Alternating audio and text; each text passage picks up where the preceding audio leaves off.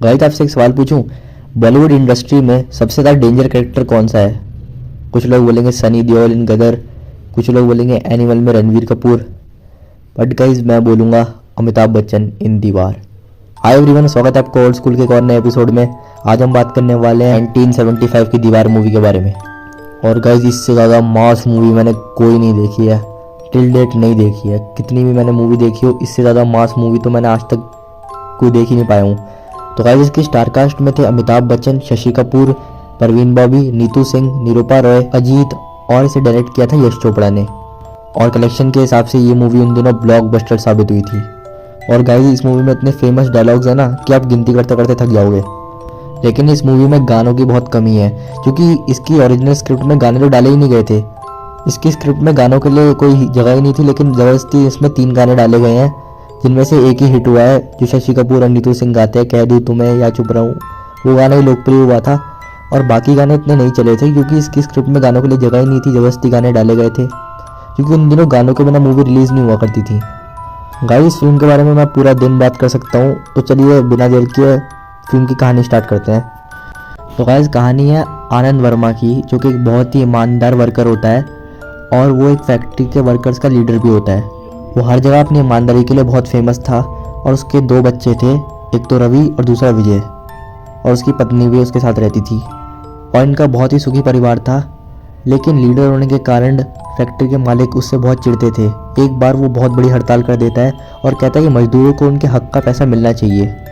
वो लोग उसे रिश्वत ऑफर करते हैं, लेकिन वो लेता नहीं है। फैक्ट्री के मालिक उसके सामने कॉन्ट्रैक्ट पेश करते हैं और कहते हैं इस पर साइन कर दो।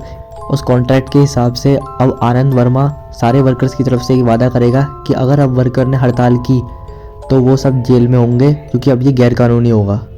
लेकिन आनंद वर्मा इस पर साइन नहीं करता। लेकिन वो लोग उसे एक फ़ोटो दिखाते हैं। आनंद को पता चलता है कि फैक्ट्री के मालिक ने उसकी पत्नी और बच्चों को किडनैप कर लिया है। आनंद डर के मारे उनके कॉन्ट्रैक्ट पे साइन कर देता है, जिससे मजदूर बहुत गुस्सा होते हैं और वो उसे बहुत मारते हैं। लेकिन पुलिस आ जाती है। इसके बाद आनंद के पत्नी और बच्चे घर वापस लौट जाते हैं और वो उसकी देखभाल करने लग जाते हैं, क्योंकि उसको बहुत चोट आई थी। पर अब उनकी ज़िंदगी में बहुत मुश्किल आने वाली थी, क्योंकि अब उन्हें बहुत ताने पड़ रहे थे। जगह जगह पर उनका आना जाना मुश्किल हो गया था। इन सब तानों से परेशान होकर आनंद वर्मा एक दिन घर छोड़ देता है। बिना किसी को बताए वो कहीं चला जाता है। उसका बेटा विजय जब एक बार स्कूल जा रहा था तो कुछ लोग उसे पकड़ते हैं और मारना शुरू कर देते हैं और ज़बरदस्ती उसे टैटू वाले की दुकान पर ले जाते हैं और उसके हाथ पे एक परमानेंट टैटू करवा देते हैं, जिस पर लिखा होता है मेरा बाप चोर है। विजय बस एक मासूम सा बच्चा होता है और उसके दिमाग पे इस बात का बहुत गंदा प्रभाव पड़ता है। विजय की माँ इससे बहुत ज़्यादा दुखी हो जाती है और वो लोग शहर छोड़ देते हैं। इसके बाद वो बहुत गरीबी में फुटपाथ पर रहते हैं। विजय की माँ ईंटें उठाने का काम करती है, लेकिन उन पे बस खाने पीने के पैसे होते थे। इतने पैसे नहीं थे कि वो दोनों बच्चों को पढ़ा सके। लेकिन विजय कहता है कि हम दोनों मिलकर रवि को तो पढ़ा सकते हैं, और वो बूट पॉलिश का काम शुरू कर देता है। एक दिन डाबर नाम का एक स्मगलर अपने वर्कर जयचंद के साथ रेस खेलने जा रहा था, लेकिन वो विजय के पास आता है और बूट पॉलिश करवाता है। जयचंद उसे पैसे फेंक के देता है, लेकिन विजय खड़ा होकर बोलता है कि हम बूट पॉलिश करते हैं, भीख नहीं मांगते हैं, पैसे उठा के हाथ में दो। इस बात से डाबर बड़ा इंप्रेस हो जाता है और जयचंद से कहता है इसे पैसे उठा के हाथ में दे दो। साथ ही साथ वो ये कहता है कि ये लंबी रेस का घोड़ा है, जिस दिन इसने स्पीड पकड़ी है सबको पीछे छोड़ देगा। देखना है लड़का ज़िंदगी में ज़रूर कुछ ना कुछ करेगा। दूसरी तरफ रवि की टीचर भी उसको यही बोलती है कि लड़का ज़िंदगी में ज़रूर कुछ ना कुछ करेगा, क्योंकि उसके सबसे ज़्यादा मार्क्स आते थे। उन पर खाने के पैसे नहीं होते थे, इसलिए हर वक्त कमज़ोरी रहती थी। एक दिन विजय की माँ ईंटें उठा रही थी, लेकिन ईंटें गिर जाती हैं और कई ईंटें टूट जाती हैं। उनको चक्कर आ गया था, इसलिए ये हुआ था। लेकिन वहाँ के मुंशी जी उन पर बहुत गुस्सा करते हैं और उसको गाली देके नौकरी से निकाल देते हैं। ये सब विजय देख लेता है और वो एक पत्थर उठा के मुंशी जी के सर पर मार देता है और वहाँ से भाग जाता है। जब विजय की माँ और रवि मंदिर जा रहे थे, तब विजय बोलता है कि मैं मंदिर नहीं जाऊँगा, मुझे भगवान से कुछ नहीं चाहिए। वो नास्तिक नहीं था, लेकिन वो भगवान से नाराज़ था, क्योंकि भगवान ने उसकी ज़िंदगी में बहुत ज़्यादा दुख डाल दिए थे, इसलिए वो मंदिर नहीं जाना चाहता था। अब 25 साल बीत जाते हैं और रवि ग्रेजुएट हो जाता है और विजय अब कुली का काम कर रहा था। वहाँ पे एक रहीम चाचा होते हैं, जो कि विजय को बोलते हैं कि उसका बिल्ला नंबर बहुत लकी है, 786। एक सामन नाम का स्मगलर था, उसने कुछ बंदे भेजे हुए थे जो कि कुलियों से हफ्ता वसूल करते थे, जो कि था 2 रुपये। एक नया कुली आता है और वो हफ्ता देने से इनकार कर देता है और कहता है कि तुम ये किस बात के पैसे ले रहे हो। वो लोग उसे बहुत मारते हैं और रोड पे फेंक देते हैं, और कुछ देर में ट्रक आता है और वो कुचल के मर जाता है। 2 रुपये के चक्कर में उसकी जान चली जाती है। विजय देखता है और उसको बहुत बुरा लगता है।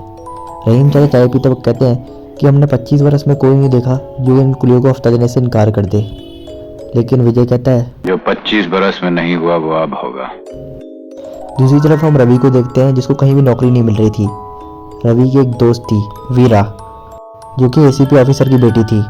रवि और वीरा एक दूसरे से प्यार भी करते थे। अब फिर से हफ्ता देने की लाइन लगती है और उसमें विजय भी होता है।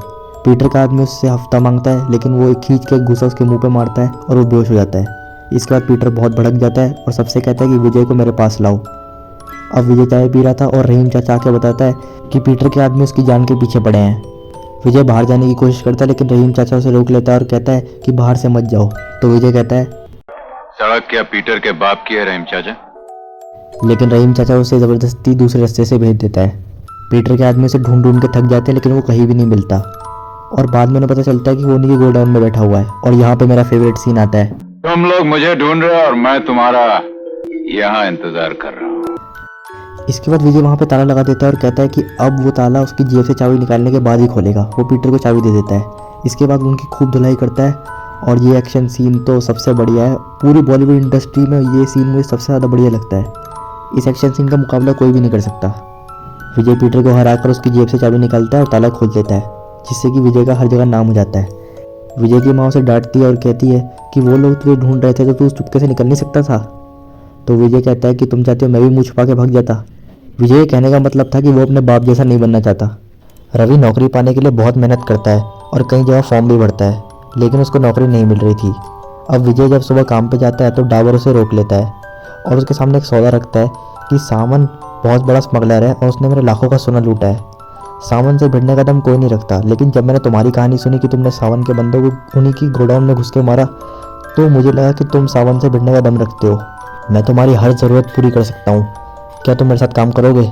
तो विजय इसके लिए हाँ कह देता है। तो वो डाबर उसे कुछ पैसे निकाल के एडवांस देता है, लेकिन विजय कहता है कि डाबर साहब बहुत बरस पहले आप रेस खेलने जाया करते थे और एक जगह गाड़ी रोक के अपने जूते पॉलिश करवाते थे। तो डाबर कहता है ये सब तुम्हें कैसे पता? तो विजय कहता है मैं आज भी फेंके हुए पैसे नहीं उठाता। डाबर को याद आ जाता है ये तो वही लड़का है जिसे मैंने बहुत सालों पहले देखा था। ये भी एक बहुत फेमस सीन था। वीरा का बाप रवि से कहता है कि तुम भी पुलिस में शामिल क्यों नहीं जाते, क्योंकि तुम बहुत ईमानदार हो और तुम काफ़ी फुर्तीले भी हो। हमें तुम्हारे जैसे नौजवानों की ज़रूरत है। तो फिर रवि पुलिस की जॉब के लिए अप्लाई कर देता है। डाबर एक प्लान बनाता है और विजय से कहता है कि वो कुछ बंदे ले जाकर सामान का सोना चुरा ले, लेकिन विजय कहता है कि मैं ये सब अकेले कर सकता हूँ। सब उसे देखते रह जाते हैं, लेकिन डाबर ही जानता था कि विजय सब अकेले कर सकता है, इसलिए वो कहता है कि मैं ये रिस्क लेने को तैयार हूँ। इसके बाद विजय सामान के पास जाता है और कहता है कि मुझे पता है कि डाबर का सोना कहाँ से उतर रहा है। सामान उसे अपने पास रख लेता है और जब उसे पता चलता है कि इसकी इन्फॉर्मेशन करेक्ट थी, वो उसे 5 लाख रुपए भी देता है। विजय सामान का अड्डा देख लेता है और उसके अड्डे से बहुत सारा सोना चुरा के वहाँ से निकल जाता है। वो लोग उस पर गोलियाँ चलाते हैं, लेकिन गोली उसके बिल्ले पे लगती है, क्योंकि था बिल्ला नंबर 786। डाबर वो सारे पैसे बांट लेता है और विजय को उसका हिस्सा दिखाता है। विजय इतने सारे पैसे देखकर बहुत खुश होता है और वो एक बहुत बड़ा मकान भी लेता है, लेकिन तभी पता चलता है कि रवि को पुलिस की नौकरी मिल गई है। अब उसे ट्रेनिंग के लिए जाना है। वो रवि को स्टेशन छोड़ने जाता है और वहाँ पर वो वीरा से भी मिलता है। डाबर विजय को बताता है कि कल दयाल मर गया। दयाल उनका एक वर्कर था, लेकिन उनको ये भी पता चलता है कि दयाल सामान का आदमी था। तो विजय को एक आइडिया आता है कि जब सामान का आदमी हमारे बीच रह सकता है, हम भी एक आदमी सामान के बीच नहीं भेज सकते। वो दर्पण से कहता है कि तुम जाके सामान को बोलो कि अब तुम डाबर की नौकरी छोड़ रहे हो और तुम डाबर की इन्फॉर्मेशन उसको दोगे, और जाके बोलो कि विजय जिसने तुम्हें धोखा दिया था वो 10 बजे वर्सोवा बीच से निकलेगा। और विजय कहता है कि मैं वहाँ से निकलूंगा, या तो मैं बच जाऊंगा या तो नहीं बचूंगा। अगर मैं बच गया तो आपको मुझे इतने पैसे देने पड़ेंगे। वो ये मौत का खेल खेलने को तैयार हो जाता है। वो रेस्टोरेंट में बैठता है और अब वो बस घड़ियाँ गिन रहा था कि कितनी देर में उस पर गोलियाँ चलने वाली हैं।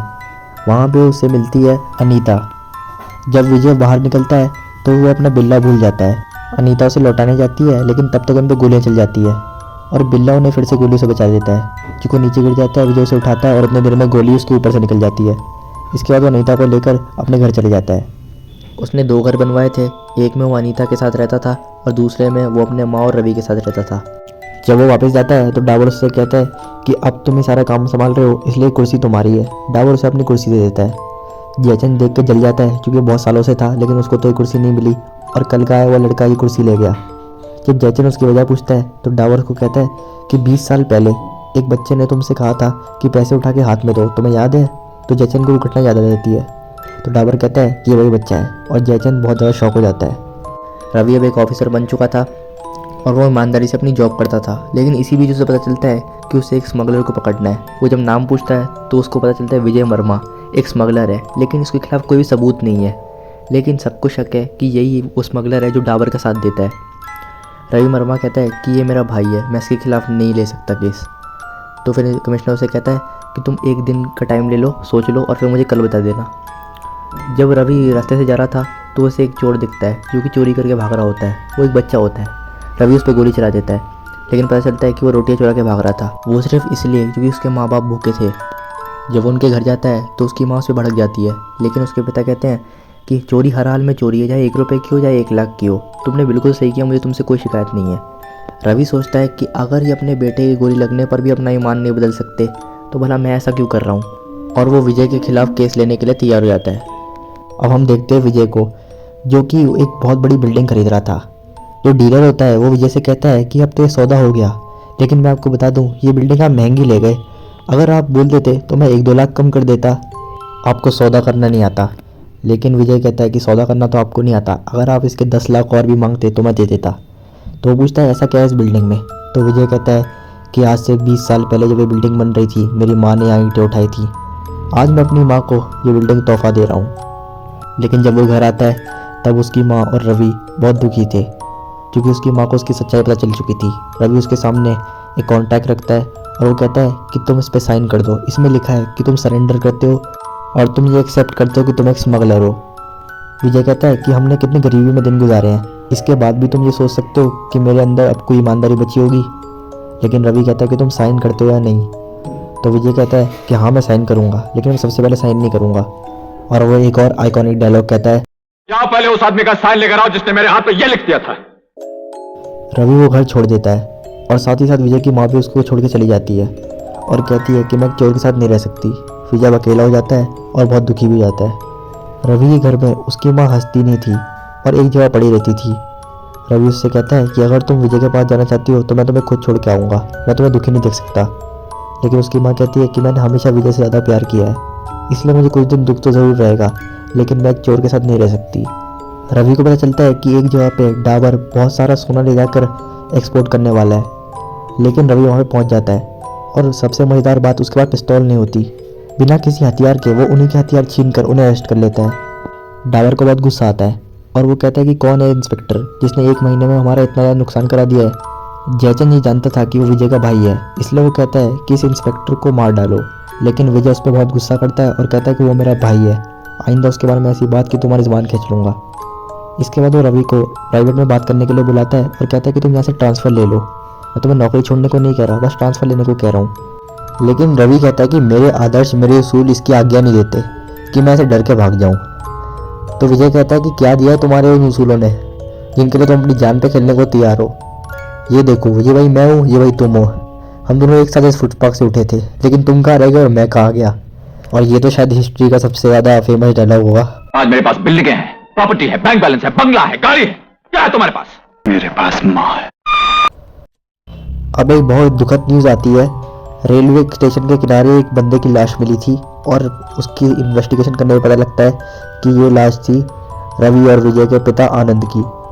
इसके बाद उनकी लाश का अंतिम संस्कार होता है और पंडित जी कहते हैं कि बड़े बेटे को बुलाओ क्योंकि अग्नि देनी है।